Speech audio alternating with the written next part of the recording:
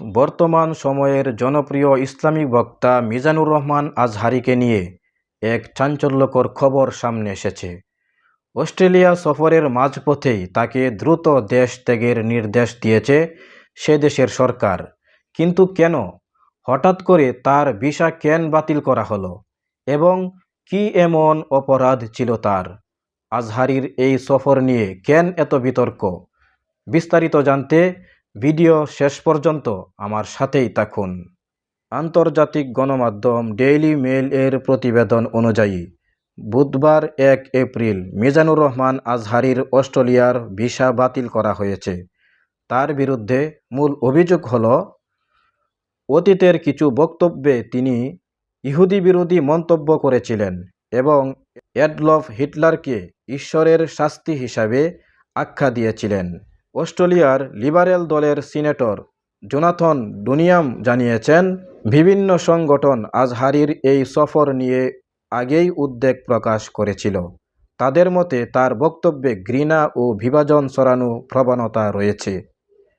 বিশেষ করে 2023 সালে যুক্তরাষ্ট্রে দেওয়া একটি বক্তব্যে তিনি ইহুদিদের নিয়ে যে ষড়যন্ত্র তত্ত্ব এবং হলোকাস্ট নিয়ে মন্তব্য করেছিলেন সেটিকেই ভিত্তি হিসাবে ধরেছে অস্ট্রেলিয়া সরকার। তারা মনে করেছে আজহারীর বক্তব্য সে দেশে ধর্মীয় উত্তেজনা তৈরি করতে পারে, আর এই কারণেই সফরের মাঝপথেই তাকে অস্ট্রেলিয়া ছাড়ার নির্দেশ দেওয়া হয়েছে।